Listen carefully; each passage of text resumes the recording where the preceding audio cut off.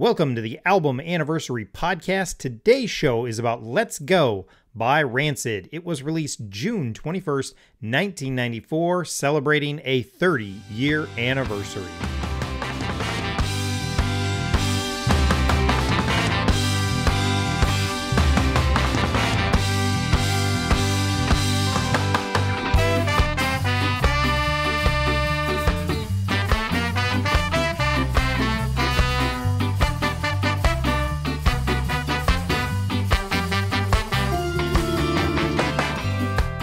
Hi, I'm your host, Caleb, or Caleb the Spy, on Twitter and Instagram, and every day on those social media sites, I post about what I call album anniversaries.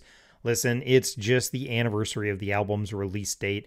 Sometimes I don't know the release date, so I've just picked a random date on the calendar to celebrate that album, and that's how this started. A couple years ago, I created a calendar to celebrate the release dates of some of my favorite albums, but in the last year or so, the list of albums has grown significantly. I now have tracked all of my albums, as well as a ton of suggestions, and I'm up to over 2,000 albums tracked on my calendar.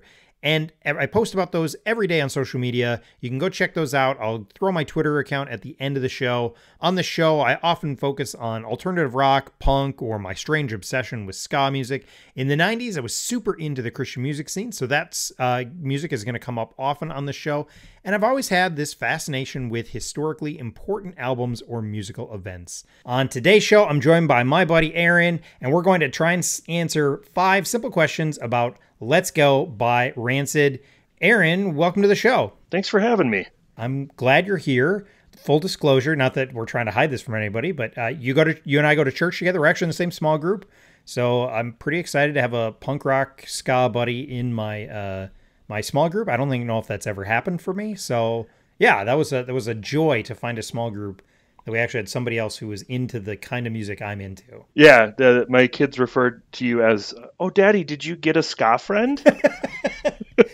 Nice. That's what I want to be known as, everyone's ska friend. And you know, full disclosure, we also did go to see Bad Religion together, Bad Religion and Speed of Light, which I don't know how that prejudices the conversation, but if we're just fully disclosing everything, that should go in there too. I don't know how much more we need to fully disclose. We're seeing another show later in September, right? The Suicide Machine? Yes. Yeah, that's right. That should be a good one too. I should buy those tickets. I bought mine. All right, I'll get on it. Yeah, well, I mean, I'm fine going alone. I used to for years. I went to shows by myself. So, you know, it's no big deal for me. But no, I want you to be there. So, Aaron, how about you tell us a little bit about yourself, you know, just kind of your musical journey, you know, raised in a house around music or kind of late in life, and kind of just where, you know, how you got into music. I know it's something you're excited about and, you know, kind of passionate about as well. So you just tell us kind of a little bit about yourself and your musical journey. I think it's a typical background that you've probably heard before, but, you know, raised in a fairly sheltered home, homeschooled until 10th grade. You know, there was music around, but it was a very small slice of what was out there. But I always enjoyed music, played piano, you know, really started, you know, as you start hitting the teen years, you start looking outside of just what's being presented to you. And lucky for me, it was right when, you know, alternative music as a genre, so to speak, was starting to pop. And we had a great radio station here in the Twin Cities, Rev 105. I don't know if you remember that, but there was some great stuff coming out, and, you know, really a lot. I liked grunge and the typical alt rock stuff, but because I was listening to the radio, you know, there's these little snippets that would pop in, you know, Green Day, you'd hear Basket Case or Rancid, you know, Time Bomb would come on, you know, or Mighty Mighty Boss Tones impression that I get, you know, later than that. And so, you know, there'd be these little sparks that would pop, and right about at the same time, you know, you started to see this alternative Christian music scene that was being created. And I can remember our youth pastor at the time had the little fold out from whatever youth pastor magazine he subscribed to, you know, that had the picture. And it's like, oh, if you like Green Day, you should try MXPX. Yeah. You know, and up until that point, all you'd hear was like Stryper or, you know, White Cross or whatever these goofy metal bands. The only one I had any affinity for, and I guess it kind of makes sense now given how much I love Jamaican music, but there's this band called Christafari, Okay. and they did reggae music that had an evangelical bend to it. And, I heard a couple songs. That was like the only one I thought of positively until, Tooth and Nail Records and everything they brought to the table. And so, I'm kind of finding all these different genres at the same time, both in the Christian music world and then out in, mainstream market. And, I can remember there's a very definitive point where I stopped paying as much attention to, Alice in Chains and Weezer and Meat Puppets and some of these more heavy or rock oriented stuff. And it was like, no, I'm just listening to, I had like Out Come the Wolves. I had Social Distortion. I think it was White Heat, White Light, White Trash came out about the same time. And really started going down that punk and ska. And that was it for me. And, we were going to shows at the Union here in town. I saw Insiders and, Plank Eye, which I think you've already talked about on your podcast already. So a lot of the usual suspects, and, started playing in a band, and, that was my life for, well, I pretty much stopped playing bass right about time my second kid was born. And still enjoy listening to it, still enjoy going to shows. It just kind of filled up quite a bit of my personality, because if you can't be interesting, you can at least like interesting things. That's awesome. So yeah, it just kind of became the thing that you do, and even into your kind of into adulthood. That's awesome. So my wife comes from kind of a similar area of interest, and we actually we went and saw it was Blink-182, Bad Religion, and Phoenix TX had a tour, but it was probably 1998 or 99, and we were both at youth group together. And I just mentioned I was going because I wanted to see Bad Religion, and she's like, "Oh, well, I'm going to see Blink-182," and I was like, "Well, do you want to ride?" And we went and saw the show. That was it. And like 5 or 6 years later, we reconnected and started dating. So I mean, it's been every aspect of my life has been influenced by music in one way or another. That's awesome.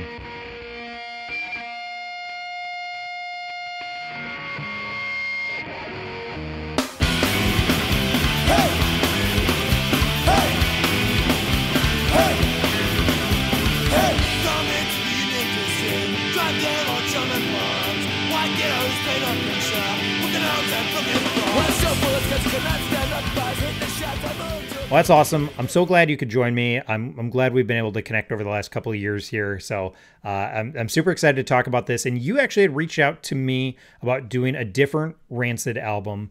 And I do want to do that one, but I'm trying to hit ones that are celebrating big anniversaries. So I negotiated back to get a different one. So instead, we're going to talk about Let's Go. And then what was the other one? Oh man, I can't think of the title. Life Won't Wait. Life Won't Wait. I don't know why it was While You Wait. That's not right. But yeah, so we'll hit that one up in a couple of years. Hopefully I'm still going strong with the show and I've made it manageable for my life and I can keep up with it. But we'll come back to that one. So instead I suggested, hey, can we do Let's Go? I'm looking for a show for this week on June 21st. And so that's what we're going to talk about this one again. Let's Go by Rancid, June 21st, 1994. So a 30-year anniversary.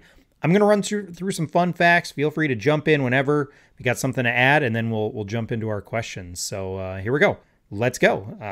Oh man, I can't believe I made that joke. I now hate myself. All right. So this is Rancid's second album, and it was recorded in 6 days, all 23 songs and 44 minutes recorded in 6 days. I believe it.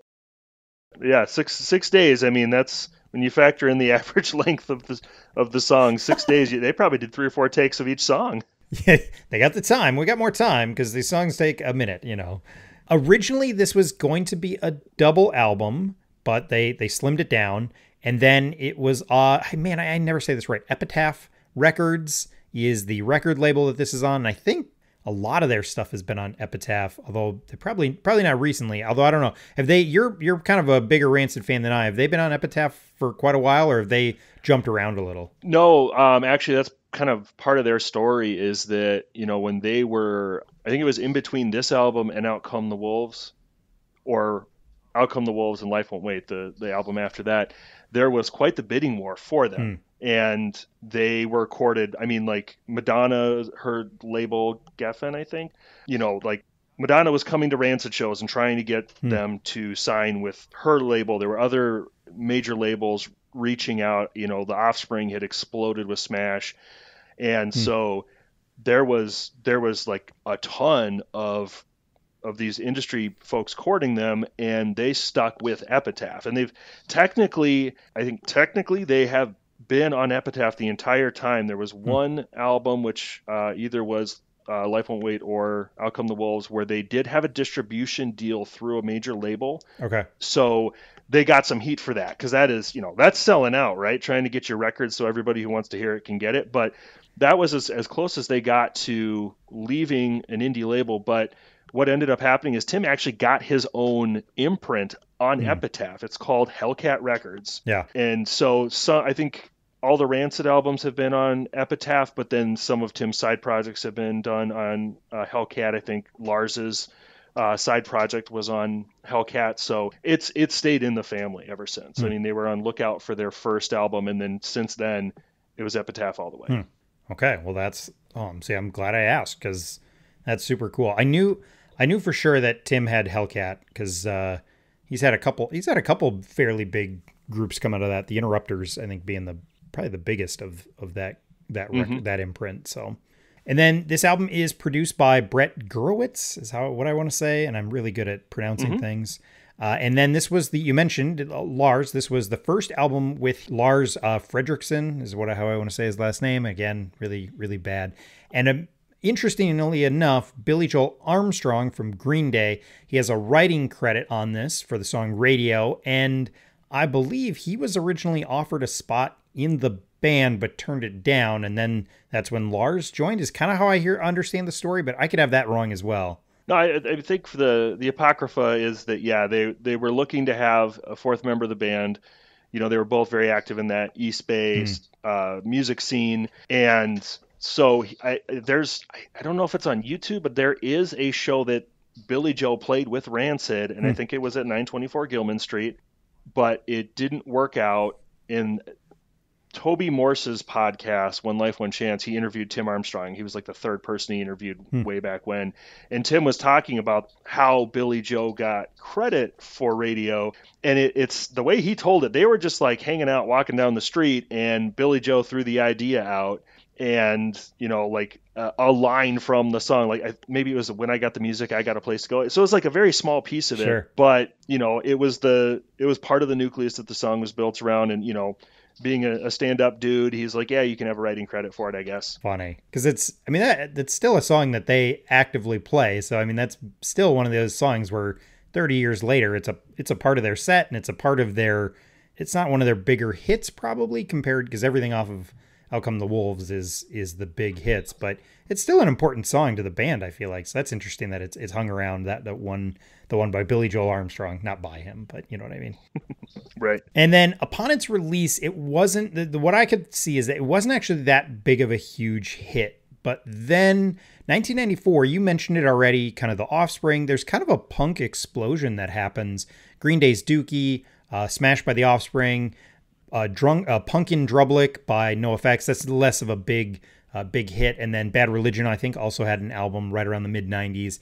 And so kind of with that explosion of kind of punk rock stuff hitting the mainstream, it would end up at number 97 on the Billboard 200, which that seems to be a pretty big hit, even though their next album is even bigger. But this album would take till 2000, but in 2000 it was certified gold. So, I mean, this ends up being a pretty big seller in the end, even though I don't think sales were like exploding right away, but it got there eventually. And kind of that punk explosion probably helped quite a bit as well. So, and then this is kind of a random fact that I found there too. In April of 2014, Rolling Stone placed the album at number 24 on its 1994 The 40 Best Records from Mainstream Alternative's greatest year list. So I do agree, 94 is a pretty solid year for alternative rock. And so yeah, this one came in at number 24 on that super arbitrary made up list that has no real weight, but it's interesting enough. So.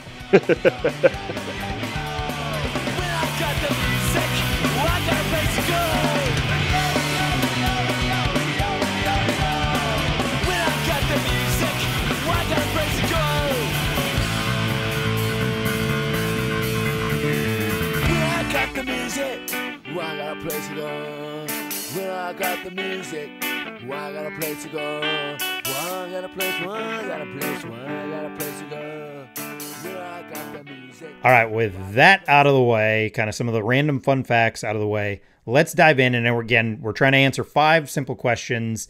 We'll go through them. So first question is, how did you discover this album? What first made you aware of this album?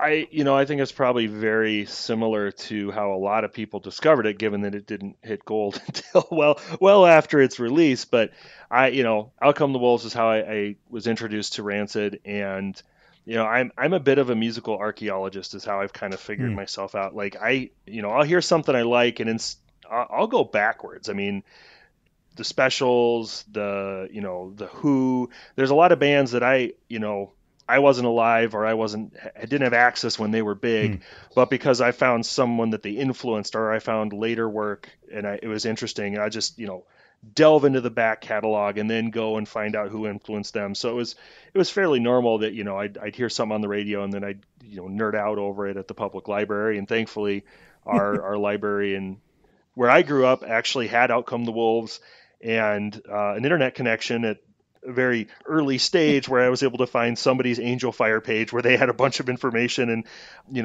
was aware that they had previous albums. And I think I found it at Half Price Books in Apple Valley. They had a copy of Let's Go for like $4 on CD, and I picked it up, and I actually have a very vivid memory of it wasn't a CD, it was a tape, because I had to listen to it in the van because we didn't have a tape player that I felt like I could listen to it at the right volume and not get in trouble with my folks. So we were at like some kind of picnic with friends from church, and I like snuck off with a couple of my friends and popped it into the van tape deck and was playing through the first side in the van with that lovely sound system that you get in a GMC Safari from 1990. That's awesome. Oh man. I'm probably similar, although I think I'm even more late. I would say embarrassingly late. For a long time, Rancid to me was Out Come the Wolves, and that was really it.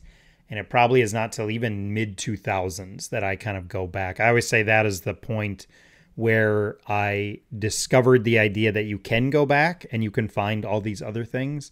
So I'm even later than you. I mean, I'm really embarrassingly late. It's probably mid 2000s before I was like, oh, I really like that Out Come the Wolves album. What else do they have? And then started to look around and find other things. So I'm really late to the party, but that's pretty true of me almost across the board. I'm always late to all these things. So yeah.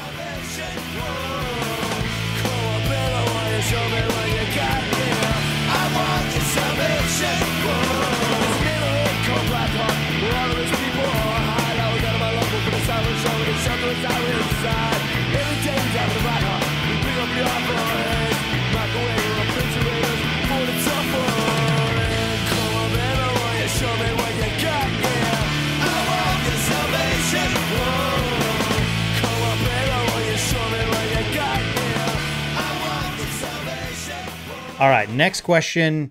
What do you love about this album?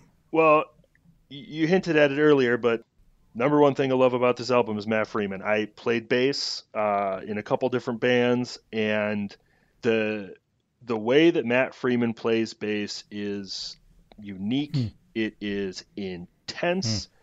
It is, it was the first thing that, I really picked up on when I listened to Out Come the Wolves with headphones, was just hearing how crazy those bass lines were. But I mean, it's not like Geddy Lee, Rush virtuosity garbage. This, this guy is playing it just as punk rock as anybody else in the band, but the musical understanding he has. I mean, it makes sense. He was in jazz band when Tim stole him to join to join Op Ivy when they were little kids. So, he's using this understanding of, chord structure and music theory, but he's doing it in like the most badass way possible. And just the the tone of his bass too. There's a few bass players in punk rock that have like a very distinctive tone. Trey Cool from Green Day is one of them. Fat Mike, by default, whatever he did to wreck his bass and just left it that way. I mean, that's you hear Fat Mike bass line, you understand. Yep, that's NoFX. And Matt Freeman, it's the tone and it's the intensity and it's just the like his fingers never stop moving no matter what. So Matt Freeman, number one. Also, if you ever isolate his vocals, and he doesn't have a lot of lead vocals in this album, but the guy's got a singing voice like a Muppet. I love him to death. I think he's one of the greatest musicians, and Rancid wouldn't be who they are without him.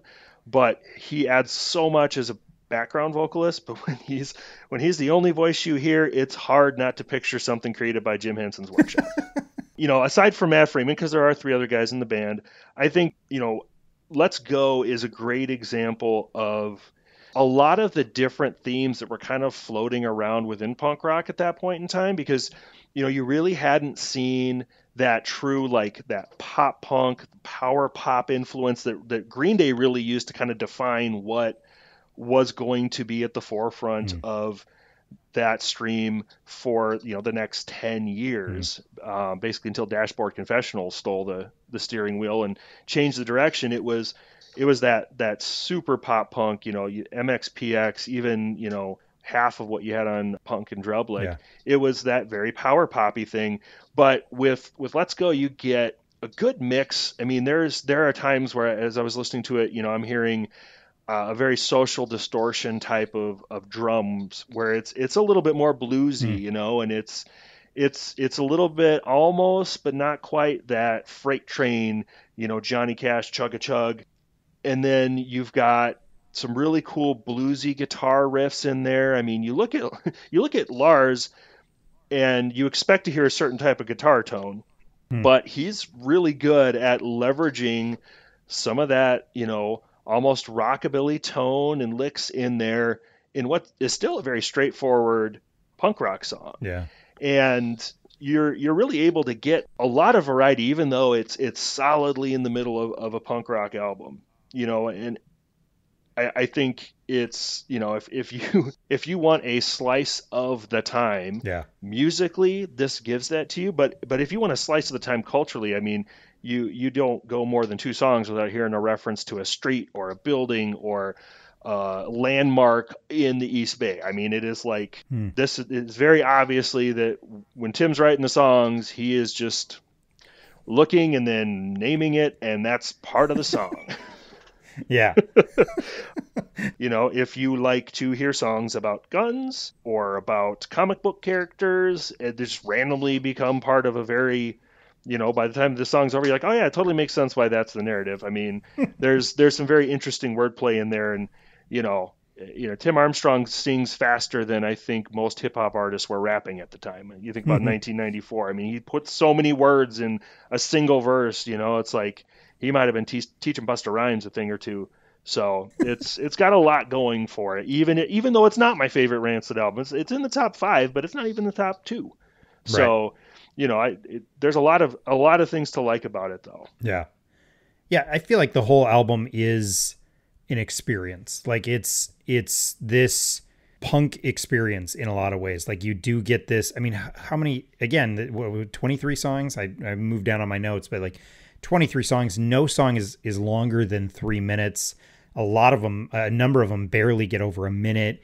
It just flies through, and it can be. I will say it can be a bit intimidating almost if you're not into that, because it is still 44 minutes and it's just driving. I mean, it just keeps on going, and a more like seasoned punk rock listener will kind of see the nuance in it, because you otherwise you're going to say, like, we joke around all the time, or people I talk with on Twitter joke around all the time about like genre fatigue, and I can see somebody getting genre fatigue on this, but like when you start to see some of the nuance in it, you can kind of understand like why this is such I really would describe it as an experience. It's just, there's a lot of subtle uniqueness in it, and there's a lot to like. It's not just front end loaded. There's a ton of stuff on the back half that's also really exciting to listen to. So I kind of see it as that way, as it's really a punk experience in a lot of ways. And you're right, it doesn't sound like the pop stuff that I love pop punk. I have no problem with it.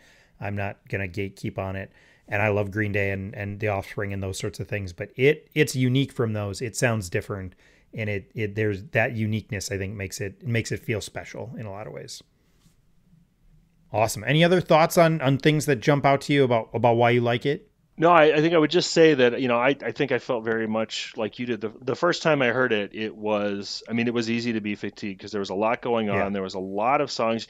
They're not long enough where you can get comfortable, where you can anticipate the groove. Yeah. It's like it's over by the time you've figured out the song structure, and then you're getting a completely different version of punk rock on the next song. So it is a little jarring, and it probably took 4 or 5 plays through the album before I really knew enough of what to expect that then, like you said, you could see like a layer deeper, and you could pick out the 2 different guitars that are going on as Lars and Tim are switching off lead and rhythm, or pick up on some of the drum things that Brett Reed was doing. So I don't think anybody should feel bad if the first time they listen to it they're just a little bit like, oh, that's a thing that just happened. Yeah. Yeah, I think that's a great description. I love that description of there's none of the songs are really long enough for you to get comfortable with. That's pretty funny.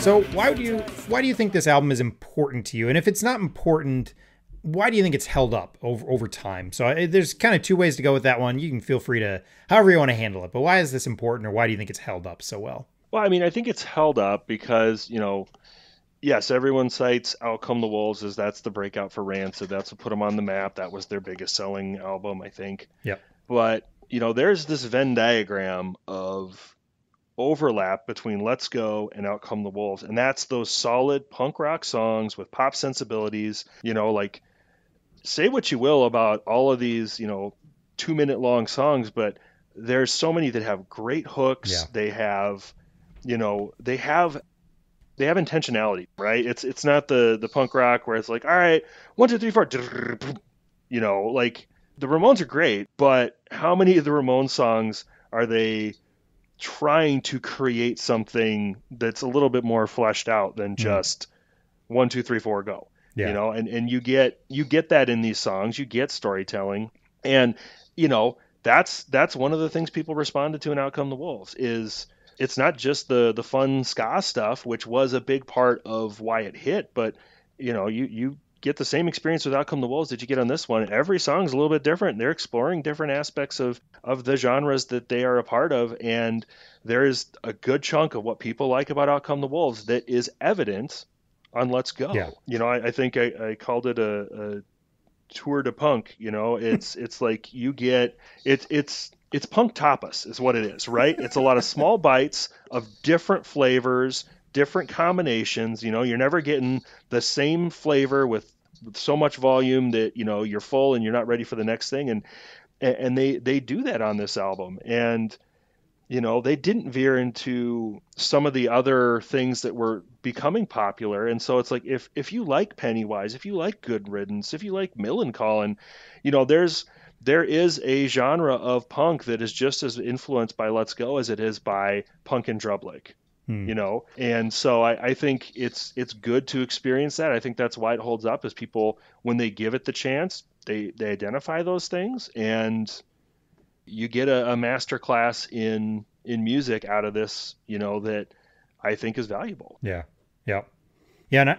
And you can't not sing along to it. At the end of the day, like there are so many, like you can't go, like I've been to 2 different concerts with Rancid with enough time in between that the set list had changed dramatically. You can't not sing along to their songs. The choruses, the bridges, whatever. It doesn't matter what the song is. There's a part you're yelling along just as loud as the band is. And that's, at the end of the day, why I like this album. And I think you're right. I think it is, for me, for me, it's a big step forward from their debut. I just think it is more polished, and not polished to a punk or in a poppy way, but just polished in, like, I just feel like they kind of got better. They kind of found their groove. I think the addition of Lars really makes the band work. That's my opinion, but I feel like that this album is important for that alone. You get him, and you can see, like you said, you can see what's coming. I will say this about Rancid is that they are not a band that just says, hey, that last thing worked, let's just do that again. They seem to be a band that is, for every album, they seem to be, and there's obviously some repeat. You be around a band for over 30 years, you're going to have some repeat in it. But I feel like they kind of, especially with these first, from Let's Go to Out Come the Wolves, to the one I can never remember the title of, even though I really like that album. Those three, especially, they're almost in like little different headspaces for each of them.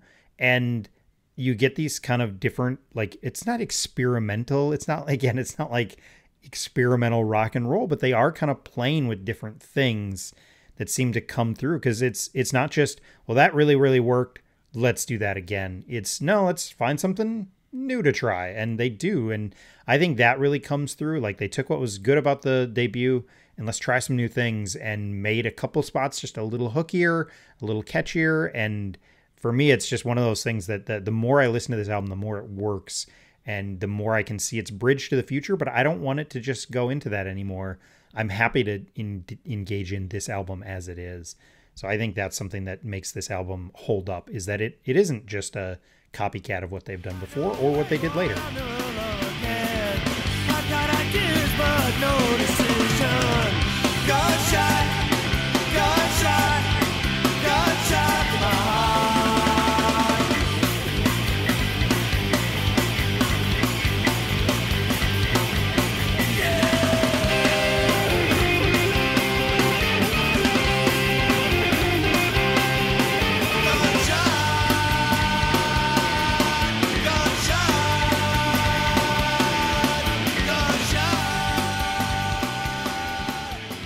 I know we've touched on a couple have come up. I know we talked about Radio a little, but let's go through some of your favorite songs. And I know I always make the joke that don't just name them all. It actually would be a little hard to do that on this one with 23 songs. But so, what are some of your favorites from this album that kind of are standout tracks that, it's kind of almost you want to go check this out and you need to condense it down just a little bit. Here's a couple good places to start. Well, I mean, you just drop it on a record player or pop the CD and hit play, because it starts off with Nihilism, which is a great introduction. I like that. I can vaguely remember like seeing a really low res QuickTime video of the music video for that one when I was in 10th grade on one of the school computers. So that one will always be a favorite of mine. But you can't argue that Radio is the best song on the album. I think it's probably the most complete of a song, and Salvation's a great one, and that's another, you can't not sing along with that song. Mm-hmm. And when you do a little digging, you don't have to do much, but I mean, to understand that Tim Armstrong spent quite a while at the Salvation Army drug rehabilitation program, and picking apart the lyrics. Yeah, you probably need the lyric sheet to be able to catch all the words that he shoves in there, but I mean, he's telling his story, and there's a depth to the song that you don't really get at the very beginning, because you're just like yelling along with whoa, but it's a really cool song all said and done. Jimmy and Johnny is a great one that I like. Gunshot could be almost like a bluegrass song if you just changed one or two things in it. So it's really fun musically. Dope Sick Girl, it's probably the only thing close to a ballad on this one. Mm-hmm. You get a lot more of those love songs as the band progresses, and that's always kind of fun to pick out. International Cover Up, again, another just shout along at the top of your lungs song. Yeah. And then Motorcycle Ride's probably the last one, and I can't maybe I've made this connection before, but like literally as I was driving home from work today, I'm listening through the album and that one comes on and there's a there's a line in there that is literally word for word transferred over to one of the songs from Out Come the Wolves. You know, the Time Bomb, there's, you know, if you want to make a move, well, then you better commit. Like that line was actually in Motorcycle Ride. So I think it was Motorcycle Ride.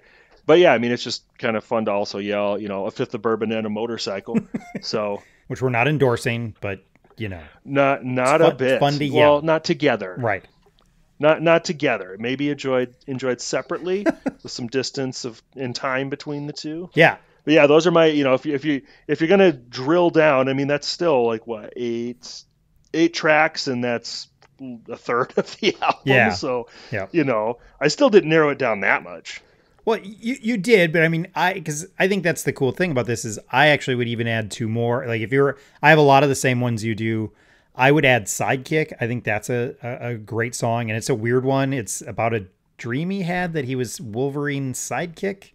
But I think that one's a really catchy one as well. For some reason, that one, it's not just the content of it, but it is, I think, actually a catchy song. In fact, I was listening to it and I was like, which one is this again? I was like, oh, it is I'm like, good. I like the comic book reference one gets to make some of my favorites because I didn't even just choose it for that. And then I'll say my favorite song on the album is actually Saint Mary. That is, I don't know what it is about that song, but that is my favorite song. So it's, you know, and I do think Radio is probably the most complete. I think that's a really good way of doing it. But my favorite, the one I tend to sing along with the most, is Saint Mary, which is on the back half of the album. So again, in a number of the ones you listed as well, it's not just those first 5 tracks, although I do think the first 5 tracks are really, really, that's the great way to start an album. But I think it's got enough like throughout it. And again, Saint Mary is probably my favorite song from the album. You know, you call out Sidekick, and that does have one of my favorite lines on this album, probably my third favorite line. And it's, you know, in the chorus, the line, "My name is Tim, I'm a lesser known character." Yeah. It's just like, you know, everybody's painting themselves as the hero of the story, you know, and he's just, yeah, you know, I show up every couple of issues and I'm in 3 panels, but, you know, that's me. I'm Tim. Yeah, that is a great line. And I know you mentioned Matt Friedman. I think it's Friedman. Sorry, I'm really bad with names. Earlier, I will say the one song I could do without is you mentioned his singing earlier. I could do without Black and Blue. Him on lead vocals. I could do without that song. That's the only song that sticks out to me as like, oh yeah, I don't love this one. So sorry to bag on the bass player. I love the bass playing. I just his vocals. I think your description earlier is a pretty good one, and that's the only song that stands out to me. That's like, I could take or leave this one. That's my only one. Not to go negative, but it did stand out enough this week when I was listening. I was like, oh yeah, this is the one. So. It's not bad. It's just not the best. Yeah. And I think it is his vocals. I think that is part of it. And maybe it's just it throws me off. And maybe part of it is I actually wish Lars had more, because I feel like he only has lead vocals on one, and it's on the next album. And again, that's why I actually think this album is important, because it kind of gets him established, gets them comfortable as a partnership and as a team and as a band, because I think his vocals, more interspersed on Out Come the Wolves, I think is one of the reasons I really love that album. I like the dynamics between the two of them. I think it really, really works. So, and I think, is Saint Mary his song? It probably is. I'm really good at this job, which isn't a job because I don't get paid for it. So, but yeah.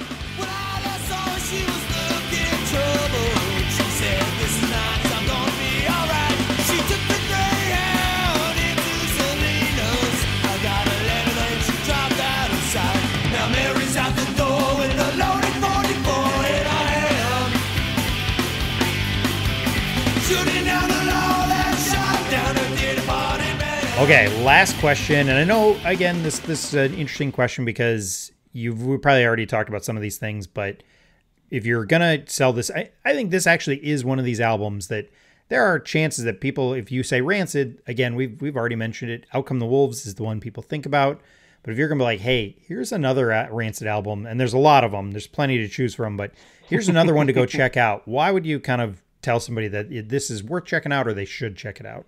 Yeah, I mean, you know, hit rewind, 15 minutes back, and I'm telling the story. But if you like punk rock and you want to see what's out there beyond, kind of the Green Day influence that really started to define it for popular culture, you got to listen to this because you're going to get a great variety of what was out there at the time. And I think at the end of the day, there were 2 albums in the mid 90s that had songs that repeated the phrase, "We don't need no water, let the, rest of the phrase there." And this is the better of the 2, honestly. So I think that right there is enough for anybody to check this out. Yeah.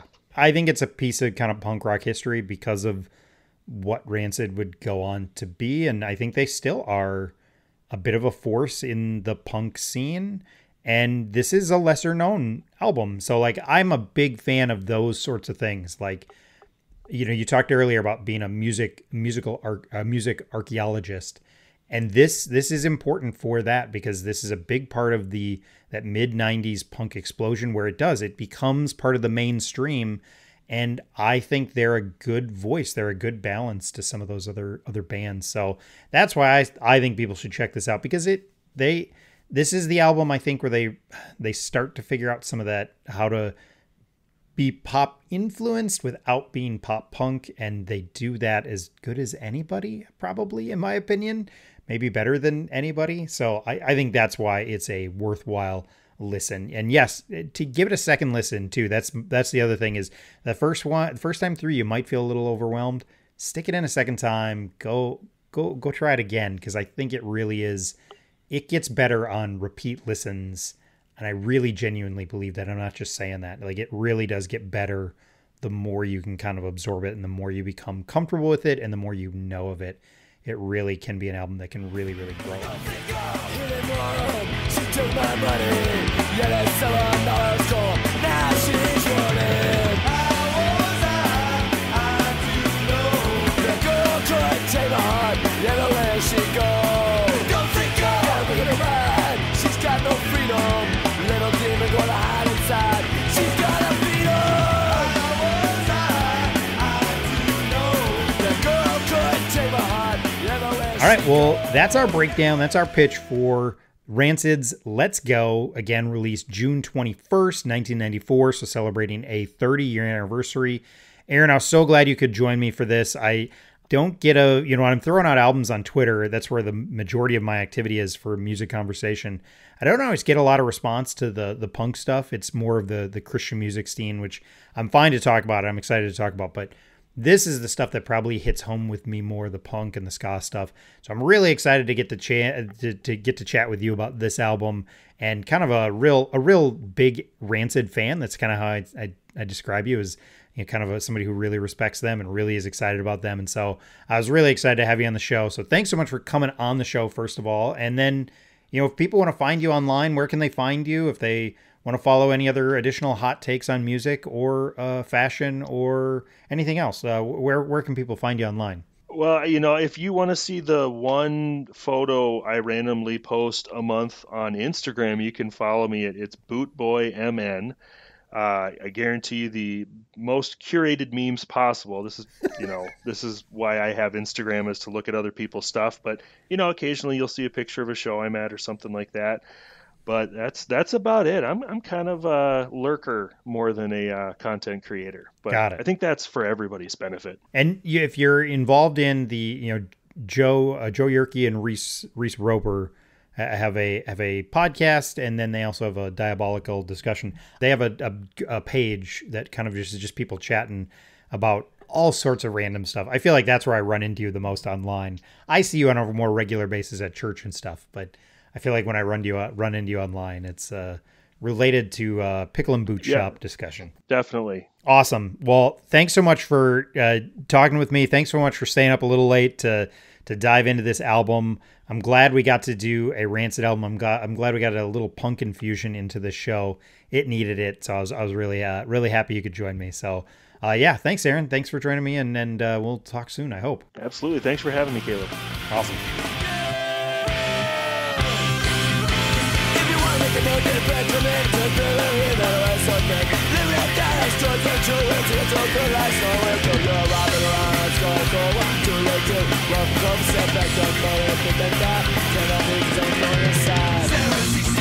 long before she died. A fifth of bourbon and a motorcycle. Sarah down in a Griffin Fair. I said, put on away the heads. Take it about. Sarah can't think about it. If you want to make a burger, better come in. Just build it in. I was something. If you want to learn it, better come in. Just build it in. I was something. Sarah, she's long before she died. A fifth of bourbon and a motorcycle. Thanks so much for joining me on this episode of the Album Anniversary Podcast. I want to thank my guest, Aaron. I'm so excited he was able to join me. Like I said, I want to be able to talk about a variety of things, and Aaron's a guy I know I can go to and talk about punk rock and some of those different genres that may not be other things that everyone always wants to talk about. So I was super excited when me and Aaron were able to connect about this album. So thanks, Aaron, for joining. I'm so glad you were here. Let us know what you thought. What did we get right? What did we get wrong? What do you love about Let's Go by Rancid? What are your favorites from this album? You can find me on Twitter at Caleb the Spy, no spaces. I'm also on Instagram at Caleb the Spy with underscores. And you can email me at calebthespypodcast@gmail.com. No spaces or underscores in that. If there are albums that should be on my calendar because they need to be celebrated, please let me know. I'll try and get them added. If you want to join the show and talk with me about a specific album, the easiest way to do that is to follow me on Twitter.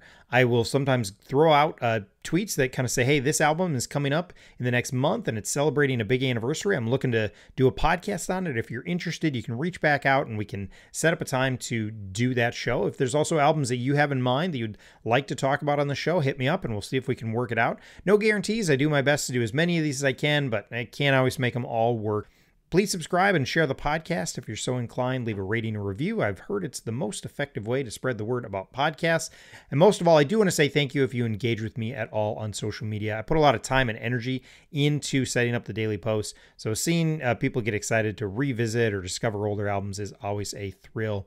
If you enjoy this show, you might also enjoy the other show I do with my friend Scott. It's called I Survived Youth Group in the 90s, and it's not just a podcast where we reminisce about our youth, but we're trying to actually interview fellow youth group kids from the 90s and 2000s and kind of find out where they're at now. Whether they're at the same church they were raised in or they've left the faith entirely, we want to know how that youth group experience has impacted their lives. And it's just a chance to catch up and kind of connect and hear their story and give them a chance to share their story about wherever they're at now. The music at the beginning and the end of this show is the instrumental version of the song Sing It Out at Street Level by Peg and the Rejected. Thanks again, and we'll talk to you soon.